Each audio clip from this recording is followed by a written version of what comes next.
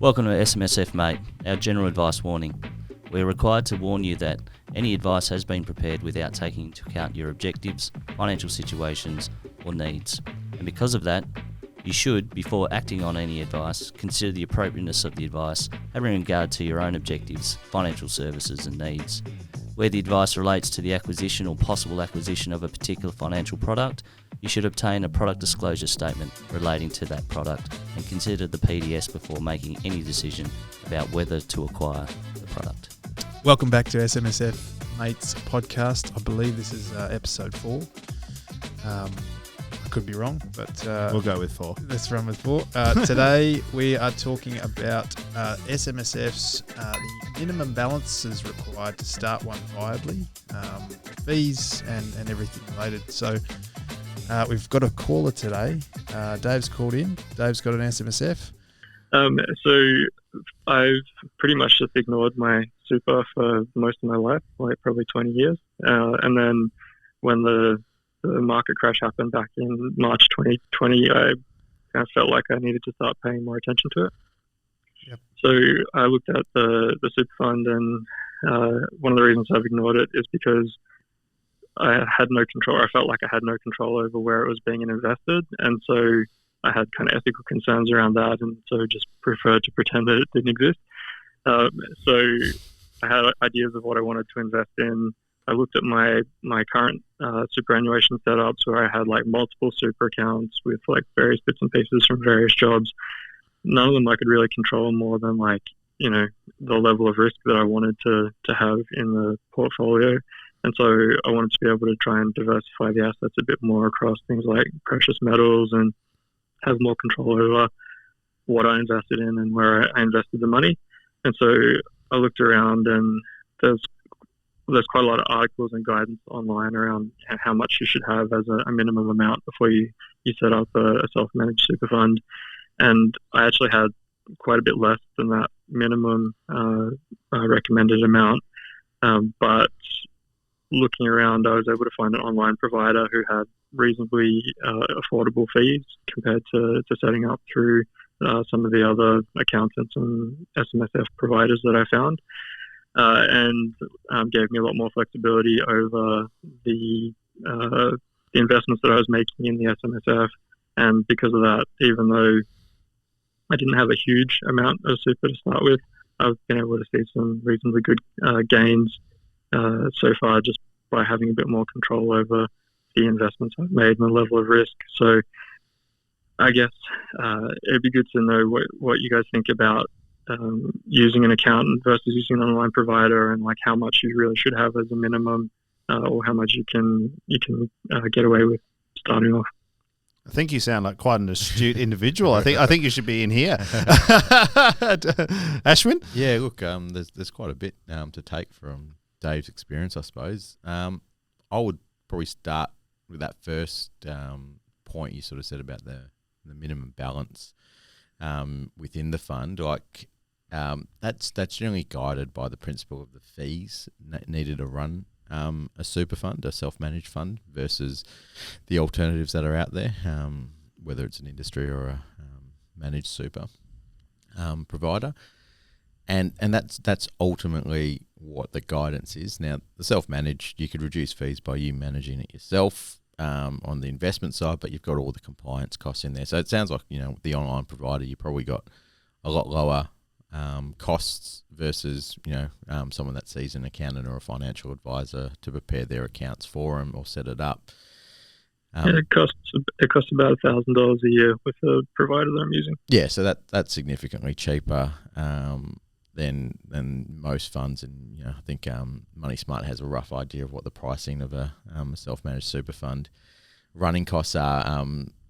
Obviously, there's probably investment fees and other things that provide within there, and insurances and things like that you might need to factor in as well, Dave. But I suppose it also comes back to there could be restrictions in what you can do with an online self-managed super fund. There'll be certain things that, to keep that price low, there might be certain investments you can't partake in, and it's probably within the T's and C's or the trust deed or the super fund to run you through that, and those restrictions might, you know, be detrimental or not what you're looking for. That's a really interesting point, because you assume by doing self-managed super fund, you can literally do whatever you want. But what I'm hearing is that's not true.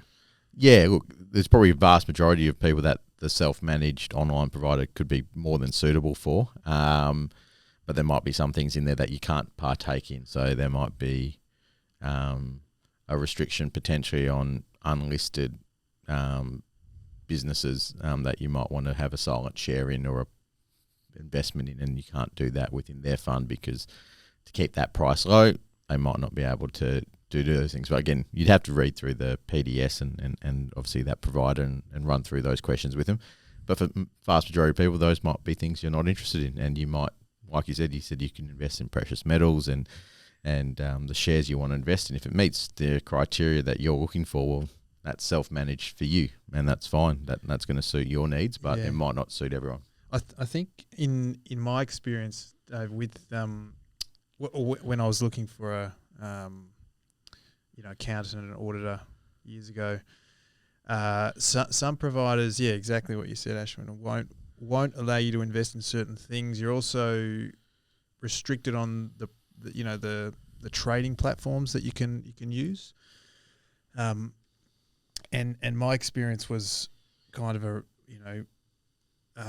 around the more complex your investments are within the fund, the higher the cost. Obviously, that makes sense. Very limited. You could trade direct shares, some CFDs. There was some flexibility there, but property, commercial property, art, wine, all the good stuff. Yeah. I think the real interesting one is that as just a personal learning. If I have I'm self-employed as well, so self-managed, self-employed, self-everything. Is that you think that I can just use my super fund to start a business, but there's all these very complicated laws around related parties. And correct me if I'm wrong here, but I think there's a 5% rule. Yep. So 5% of your super fund, no more than 5% of your self-managed super fund can be used for related interests. Assets. But then something like a property that your business rents back off you from, and your property is owned by a super fund, I think doesn't count for that. There are certain exempt assets, and commercial property being one of them. But in-house asset rule with that 5% does affect a lot of people, unless you got millions in your super. But I suppose you'd probably want to have a look at what you're trying to achieve as well. Certain returns, if you're justifying it through your current structure, Dave, then it sounds like it's probably working for you. But when you find out there's something you can't invest in because of that platform you're a part of, well, that's probably when you may make that move to update your deed and move across to another provider that can allow you to facilitate those investments. But if it's suiting you right now, it works for you. But you got to keep in mind there's also some really cheap funds out there where the fees are next to nothing, and that's why the warning is there about fees with self-managed super funds. Is there are some industry and managed funds with really low fees. Now, there's not a huge scope in what they're investing in, because it could be just an index, Australian index fund. But if fees and you've got a low balance, you got to weigh that up versus paying $1,000 or $2,000 or $3,000 versus maybe you're only paying $100.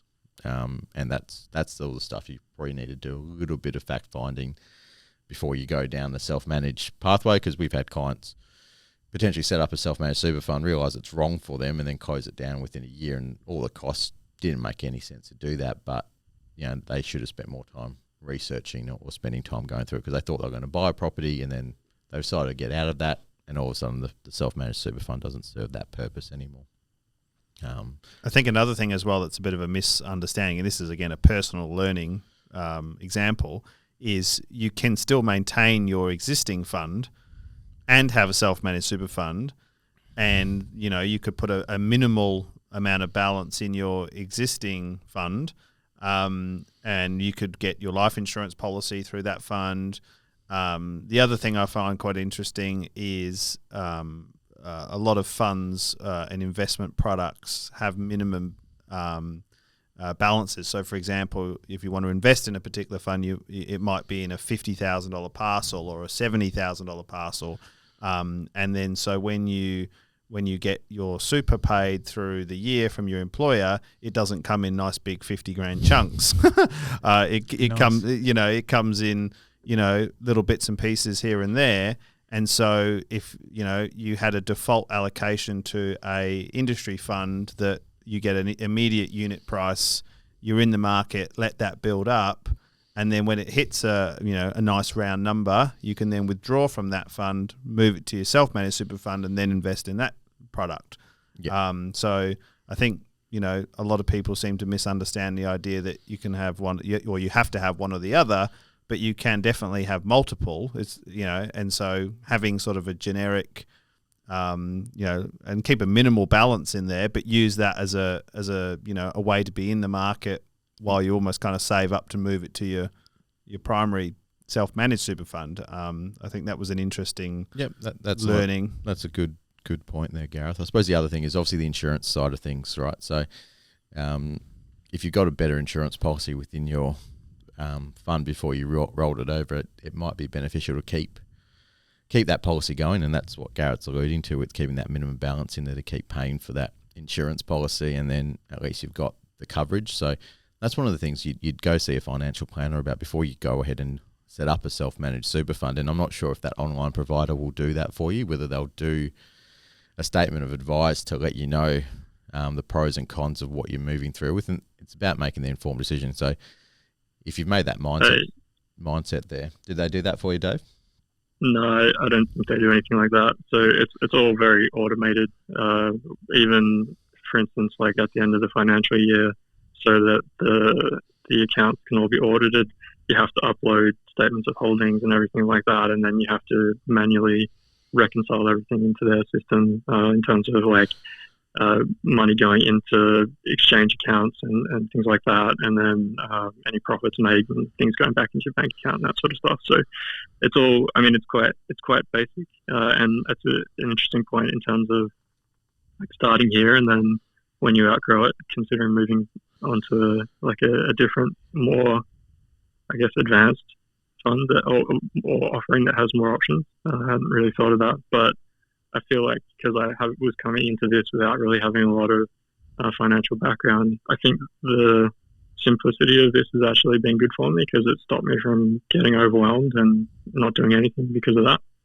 Yep. I suppose that's a pro as well. And as long as you're getting that review and there's maybe scope to get some advice, but I suppose the insurance would be the thing that's screaming out to me that you might want to review just for your peace of mind to make sure you're adequately covered in case there's loved ones and home loans and other things like that. You might want some. Yeah, you can. They do have they have partnerships with insurance providers. So I haven't actually shopped around to see if there's better options, but you can definitely get life and TPD and income insurance through them as well. Yep. And actually, like back to Gareth's point just before, I know somebody I was talking to a while back who has set up an SMSF, but kept their previous fund with only a very small amount in it because they have a chronic illness, and through the old fund they had good insurance, but they wouldn't have been able to get insurance through the SMSF because the chronic illness had developed during that time. That's one of the key parts before people close funds down is the insurance policies might actually be better in the existing fund, so it's always worthwhile. And that's often why get economies of scale. Some of the big industry funds have millions of members, so there could be great policies, there could be bad policies. But that's where you engage someone that's actually going to read through that PDS and run you through that. And if you're like me, even though I've got some nous around the space, I still engaged a financial advisor to do that for me, simply because I don't have time to read through that whole PDS to see what exclusions there are, what loadings would be there, and whether it should be worthwhile to keep it. So I think those are the points, and that's where financial advisors, make their buck and keep an eye on you, and it's worth the money, because if you're going to go down this pathway of self-managed for the foreseeable future, you probably want to make sure you've crossed your I's and cross your T's and dot your I's. And I think, a misconception is that you can have a financial advisor do one particular area. You don't have to give away like David, you sound like you want to manage your investments. You can still do that, and then you can have a financial advisor do the insurance part. I think, again, me personally, I kind of had this understanding that, you sign up for a financial planning service, and they do your investments, and they manage what they're doing, and so on and so on. But you can definitely get advice in silos, so you can continue to choose what you want to invest in. But if you don't know anything about insurance or TPD, total permanent disability insurance, then you can get people who are experts in that part who are not interested in doing your investment choices. Yep. So I think the whole idea of the self-managed super fund wording kind of makes you think you've got to do all of it yourself. Yeah. But it's not necessarily true. No. Yeah, that's right. I didn't know you could do that. It's pretty interesting. It's Good podcast. Yeah. Top tip. We're moving along nicely. I have, I guess, and it's a question that comes up a lot with self-managed super funds and starting a fund, because there's a lot of information out there which kind of gives you like a minimum sort of viable balance, to do it. So, do we have any thoughts on that? And what's the logic behind it? Could I have a shot at that answer? All right. So, and this is a very simple thought. I think Ashwin would agree that the minimal cost to have a self-managed super fund would be about 1,000 Aussie dollars a year. I would say that's under, but right. So let's just to make the maths easy, let's say 1,000. Yep. Now, if you've only got $10,000 to invest, and you're spending $1,000 on fees per year, that's 10%. So your fund would have to be increasing by more than 10% per year just to pay the costs. Yeah, well, it's probably not even just that as well. Like I'd say the costs are closer to 2. Right. So now you got to hit 20%. 20%. Yeah, and that might not factor in the investment fees in there as well. So Or inflation. And what you're really measuring is your outperformance or your flexibility. That's what you're really going by, right? Because the other funds that you're alternately investing in are going to have a return. So if you're comparing fees and fees, self-managed super funds usually come out higher in running costs, but there's a flexibility with the investments, or there's things you can do that you can't do outside, and that's what you're weighing up. Now, there are low-cost options like Dave's run through, but there might be restrictions of what you can and can't do there as well. But it's not $50 a year, though, is it? Even the lowest of the lowest cost would be $1,000, maybe $2,000. Well, no. Well, there are some funds out there that are self-managed funds. Not self-managed. Oh no, sorry, no. I mean, the lowest self-managed super fund is the one I think what Dave's mentioned. I'm not particularly sure exactly what the product is, but that sort of price point of $1,000 or $1,100 to do your accounts and your audit would be really cheap. Now, there are sometimes concerns with the ATO when prices are that low, because how thorough is it? And by what Dave's telling me, maybe because it's all controlled through one platform, it reduces the risks of a non-compliant issue, which is where some of the costs are to maintain to make sure those things are picked up on. But I suppose you'd want to make sure the flexibility, because there are really low cost options that generally will mirror an index that might be perfectly fine for people sub 200,000 in super. Now, if you've got more than 200,000, that doesn't mean, because I think that's roughly what it might be online, is 250, 300, 200,000 might be what people advise, and that's roughly on that 1% running cost for a compliance.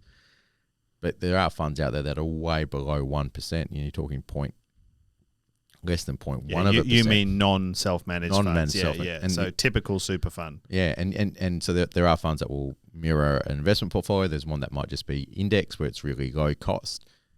And you're weighing up, well, I've got really low fees, but I don't have an exposure or diversity in investments. I don't have direct control over what those investments are, because I'm trusting the manager within that fund to do that for me. But all your, like you describe yourself, I'm self-employed, self-running, I want to take control, that's fine. But there's a cost to do that, but there's a flexibility that comes with it too. Versus if you're controlled within a fund, you might be limited to an extent, but you have the flexibility. And And even some of those online providers now within the industry and managed space will have a self-direct portion, but you might be restricting what you can invest depending on their APL or their guidance as well. So I think what you're effectively saying is there's no set amount, unfortunately. Without this being financial advice, just throw that in there. Is you can make an educated opinion to say, well, I'm happy. If I've got 100,000 to invest and it's going to cost me $2,000 a year, that's 2%. But I'm consciously saying I'm happy to pay the 2% costs because I know that I'm interested and I want the flexibility and I can make investments that I perhaps can't in a normal fund. But if you're simply going to put $100,000 into a self-managed super fund and then go and buy an index ETF and pay 2% for the compliance costs, you're probably better off just going and getting $100,000 off-the-shelf super fund with the index. And I think the best way to frame it, I suppose, is to see an advisor because you decide to go through this process, but lay out what your investment plans are. If you've done the research that you're going to be self-managed, you should know what you want to invest in to an extent. And go, these are the type of investments I want to play with there. Is there a platform where I can do that without a self-managed fund or with you as an advisor? And what would be those costs versus self-managed and doing it yourself? And then you can weigh it up and then you'll have a document that will provide some guidance to you on where you're going because unless there's a direct need to invest in something that you can't do, I personally wouldn't have a self-managed super fund. So if I didn't want to be part of the commercial property that we're part of within our fund, I don't think I'd be in a self-managed fund. There are some unlisted investments I'm part of as well, but I don't think I would go down that path. I think it would overall would have meant we would have gone into a industry fund or a managed fund that suited our investment platform. So I think you need to start off with what you're trying to invest in, and then if you can't do that in a managed or a industry fund that gives you that, then you start looking into the self-managed space and make sure it's right for you. And then you can justify the fee because of the flexibility. It's similar to I suppose if you're building a house, you can get a builder that can just do the 3x2 or the 4x2, or you can pay a bespoke builder to do the cigar lounge and whatever else you want in your house, but it's going to come with a cost. So the flexibility to choose those builders comes with a premium or a price to pay. Or you can go to an online provider that might give you the same flexibility at a cost basis, but go armed with information to a financial planner, and their role is to give you advice on what you've asked questions about. So if you wanted to weigh up between manage an industry fund versus with a financial planner or with a online self-managed or your own self-managed, they can give you a statement of advice that will give you that answer or give you guidance on that question. And then you can read that big document and then make a decision after that. And then at least you've gone in wholeheartedly into it. Now, some people might see that cost prohibitive paying, $3-4 grand for that statement of advice. But in my head, that gets its return in year 2 or year 3 when you know you're in the right structure. And you've got the peace of mind, this is for me. Would that be tax deductible as well? You would be deductible within the fund, potentially, yes. But you need to see your tax accountant to make sure that all of that lines up. And Ashwin, just some context. So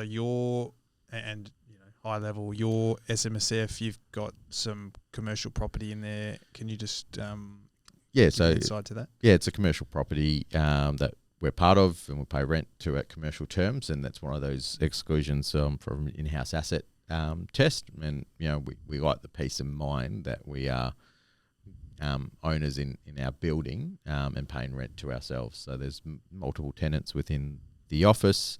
We're all part owners in the building. We don't have a loan on it, but we like the idea that we've got flexibility, and it came through a business feeling as well as a return. So we crunched the numbers to see if the return made sense, because obviously it's a super investment. And you're an accountant. And an accountant. It helps. It does help. But then we always wanted the flexibility of, we've moved offices a few times, and moving offices has its own cost, has its own detriment in terms of how much you would invest in a fit out or improving the place, because... And the time it takes. Yeah.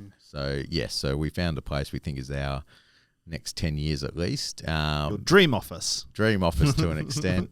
Walking distance to a lot of places we want to go to, and it's, well, as long as we can work in our office given COVID, but it's still the space we'd like it to be. So I think that's the key part. And if we didn't have that drive, I think... and so you bought that property via your super fund? A little bit. So there's multiple investors within the property, and we all own it. So that's why there's some people that invested into the property that aren't super funds. There could be someone's family trust or their own name, and they're getting a rental return and they own part of the building. So they made an investment decision that they thought it made sense. Yeah, interesting. Yeah. Can I ask a question? Yeah. No, you cannot. All right. So Fire away, Dave. So let's just hypothetically assume you have, say, $500,000 in your self-managed super fund. So fees for the SMSF aren't really a concern in terms of it's much smaller than the 1% that you were talking about before. Is there an argument for moving some of those funds into just a regular super fund just to diversify risk? It depends. It's a hard question. Yeah, I suppose if there's an investment, it comes back to the investment, right? So if you can invest that investment in the fund without having multiple funds, you're going to be saving costs, right? But if you can't get the investment you want within that platform, well then you need to diversify because it's part of your overall plan to diversify, and you couldn't do that within the context. So I suppose it depends on what you're trying to invest in. Dave would be more. Yeah, it goes back to my point before is, you want to buy a commercial property. You can't buy $1 units of a commercial property, not easily anyway. You might buy $100,000 property or a $200,000 property. So what I personally found is that, say you've got your $500,000 of money to invest, you might put 400,000 of that into a fund, and that fund accepts parcels in $100,000 units or $50,000 units, and then so what do you do with the other 100,000? And then in Australia, you can put $25,000 per year into your super fund. It's a bit more than that. It is more. Okay, well there you go. But that doesn't come in nice even chunks. For most people, it comes in monthly or fortnightly or so on. So every month you might have another $1,000 to put in. You can't then go and buy another $1,000 of your property. So you almost want a small fund or a share portfolio or something that you can buy very small units of something whenever you want to, and then when that balance builds up, that's my take on it anyway. Well, that's one way to look at it. I suppose it comes back to that investment strategy you've got. So you're either rebalancing your fund, how often you want to rebalance it to match the mix that makes sense for you. And again, that stuff you can potentially engage a financial planner in the initial stages or that stage of your life to work out what risk profile or investment strategy you should have, and then you can mirror it in multiple different things. A self-managed super fund is just one vehicle out of multiple vehicles for your retirement. It needs to make sense to you. It's got to really be driven by that self-managed part of you. And if you're having multiple funds and there's no purpose for the other fund, it's sort of, in my head, it's sort of deviating from, well, really, do you need a self-managed super fund if you're going to put extra money into another fund that's not part of your self-managed portfolio? Is there an argument though?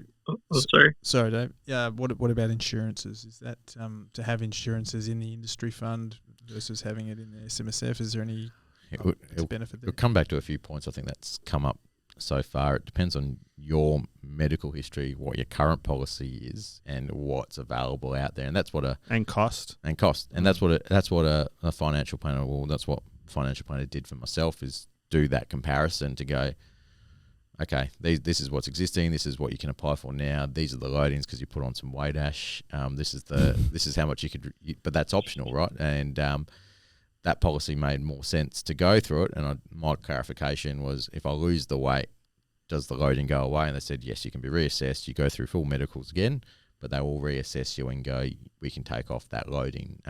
But the policy I needed for my stage of life is, I am eyeballs level in debt, and I'm married with 2 kids, and I need a peace of mind that we've got money there in case something happened to me, that the debt washes away, and Jody doesn't need to worry about the house basically being paid. Now, the policy I had previously did not have the limits to go up to the level of cover I need, so I need to look at funds outside of it. So whilst the insurance could have been better in the previous accounts, they were never going to go to the limit that I needed. So I could have had a hybrid and had kept that policy and kept the rest of it.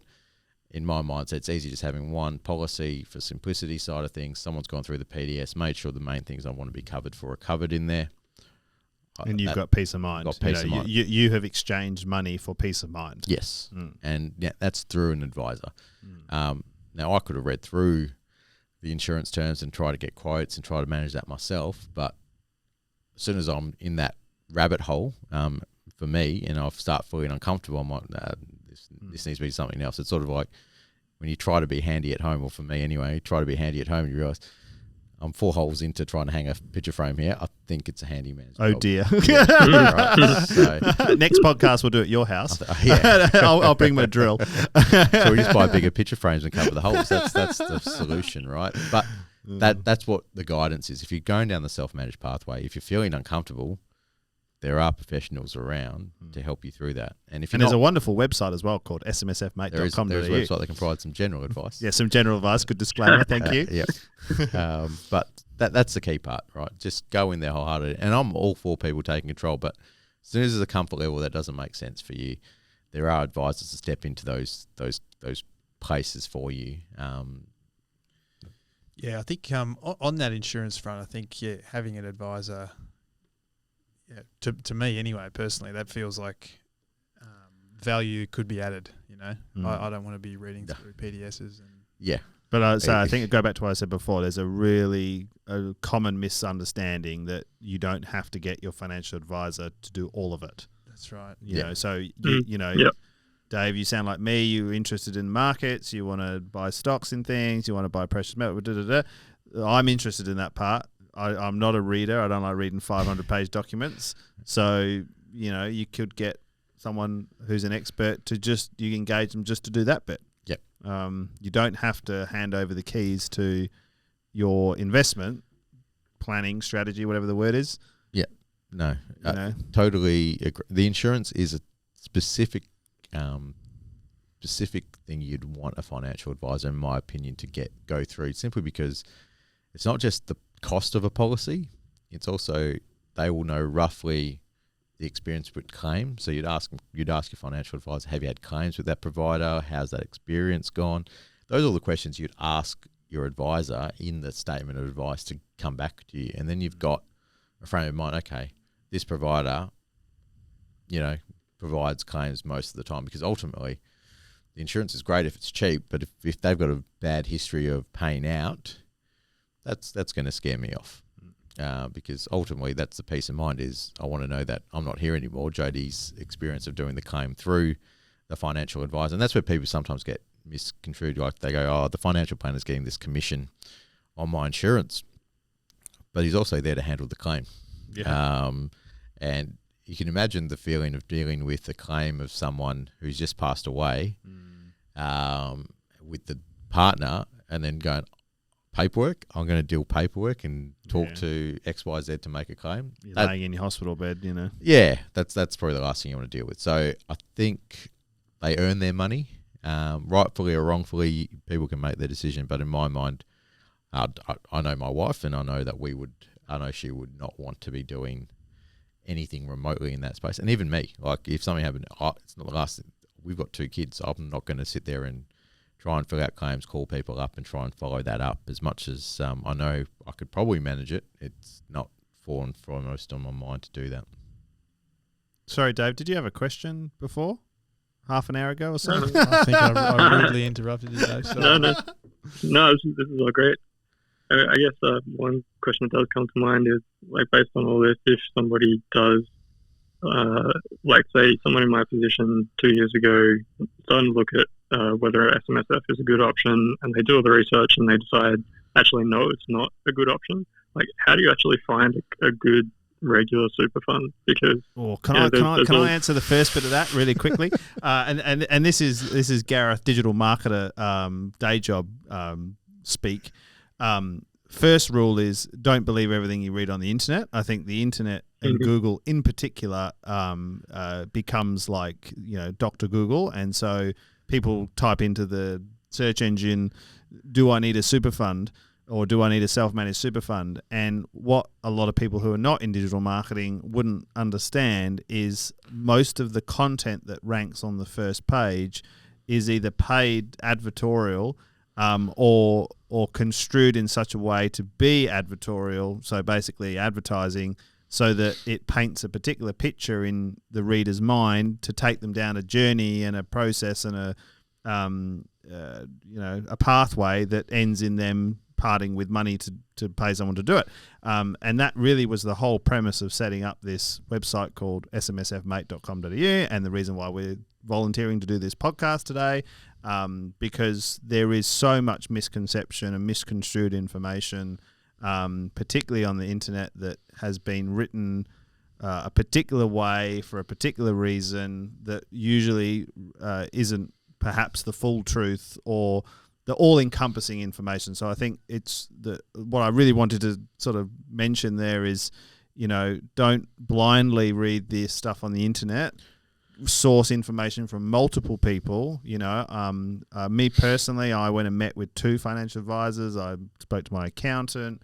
I kind of put it all together rather than just sort of going down and reading a blog post somewhere and then deciding, yep, that's for me, and off I go. So I'll be quiet now. But don't believe everything you read on the internet. That's great advice. Yeah, I think, David, going by your experience, right? So if you were very clear on the things you wanted to invest in, precious metals, whatever else was in your investment strategy, those are the questions you come armed with when you see a financial planner and go, well, this is what I'd like to invest in.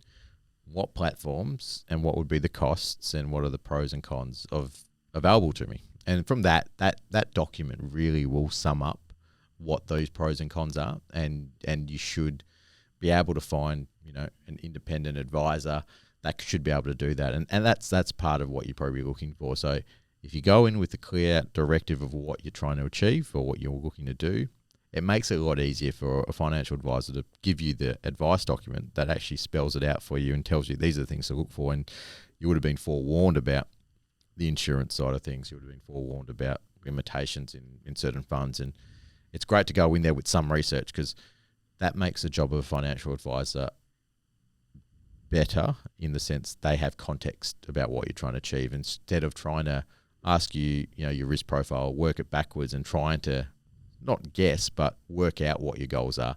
Well, if you've come up there and you've actually done some research yourself, that makes it a lot easier, because you'll get a document that serves your purpose, opposed to what might be serving the questions that come from that meeting. So I think that's my biggest tip to you is, you seem like you knew everything you wanted to do. You just probably didn't know what potential other options there were out there for you. And it might be what you picked is exactly what would have been in the advice document. But, I'd like someone to validate my decisions when it comes to investment, decisions for life or for a long period of time. And that's probably what I would have wanted. But that's me. Gareth said he went through, 2 financial planners and an accountant to come up with his idea. And some people will read the internet and make their decision. But I think personal view is I'd want someone to validate my decision just to make sure I haven't missed something major. Yeah, you got to own it. It's in the name. Self-managed means self-owning. You screw it up, it's on you. So you have to be someone who is comfortable doing that. I've never had a job. I've always been self-employed. I back myself. I'm also a little bit arrogant. So for me, it was perfect. If I screw it up, well, we'll move on to the next one. It's all part of learning. But I am genuinely interested in it and always have been interested in it. Whereas I think a lot of people perhaps do it because they think they're going to make $1 million or something. You've got to be actively interested in it for 25 years. If you're going to start when you're 30, really you've got 25 years of doing it. So it's like reading a job interview and saying, I want this job for 25. I mean, of course you can change it, but I think it's not something you should start on a whim. And Yeah, and it's perfectly fine to close your super fund at different points. So we've got clients that, some of them had set up funds. We purchased another accounting practice years ago, and they set up funds during the financial crisis, and they just wanted cash and fairly safe investments. But when they're not getting much of a return for the last year or two in their fund, and they're not willing to actively invest, and their mindset is we're still going to keep cash because that's how we are, because we're in our 70s or 80s, it made sense to close their fund. And their self-managed fund, you mean? Close their self-managed fund, take the cash, deal with Centrelink, exactly the same. It's still an asset, all the rest of it, but now you don't have all the compliance costs, and you're not paying accounting fees and audit fees that you don't need. Now, if you're going to go into investment now because all of a sudden the interest rate isn't returning what it is and you're going to invest in other things to get your return, well, it makes sense. This vehicle still makes sense to save you money, or give you refunds or reduce tax or whatever it was. But if it's cash, it's not doing anything, and it's costing you accounting fees and audit fees and to maintain it, it starts not to make sense. And actively clients close their funds because it didn't make sense. And that's also fine. The vehicle might suit you now, Dave, and it might not in 5 years' time because you have a different outlook, or there's, you don't have the time to manage your own stuff because your business or your job's taken over. You don't have time to manage the accounts. Perfectly fine to switch out. Did we answer the question? Somewhere, I reckon. Somewhere. Rabbit holes. Yeah. I mean, it's all really good information. We've got two very passionate people voicing their opinions over here. Just got to remember we answered the question. I guess the second part, if you decide an SMSF, or like if you talk to a financial advisor and they recommend that SMSF is probably not the way to go for you, like what's the best way to try and find like a good performing regular super fund? I think that's the question you ask in that meeting. Now there are lots of websites that will show you returns on funds, but you got to read the little bullet points as well. That say this is based on a balanced or conservative or high growth or whatever they're spruiking. I shouldn't say spruiking. I'm not the advertising guy. You got to read through that and make sure that investment strategy matches up with your investment strategy, because sometimes some funds are saying they might be balanced, but when you look at their investment portfolio, that balance is actually looking more like growth. And if that's not really apples and apples, that's apples and oranges. So now you're starting to deviate from comparisons, those are questions you ask your financial planner, because part of their fact find or their process of giving you a statement of advice is actually working out your investment strategy. And then you can see they usually in the statement of advice should provide you a table where you can read that information in some sort of framework that you can make a decision from it, Dave. Yeah, thanks. That's really useful. Awesome. All right. Well, that was great. Thanks for calling in, Dave. Good podcast. I might self-issued gold star. Might get you on again, Dave. Yeah. Until next week. Thank you for joining us once again. If you're interested in our waffle about self-managed super funds, feel free to join us on smsfmate.com.au or search SMSF Mate in Spotify.